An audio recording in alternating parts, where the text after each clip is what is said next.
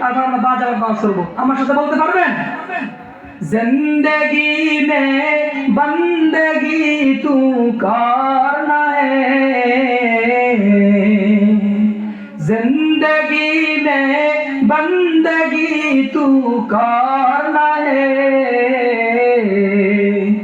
जिंदगी में बंदगी शर्मिंदा है, जिंदगी में बंदगी शर्मिंदा है। ठीक है ना? जिंदगी में बंदगी तू करना है,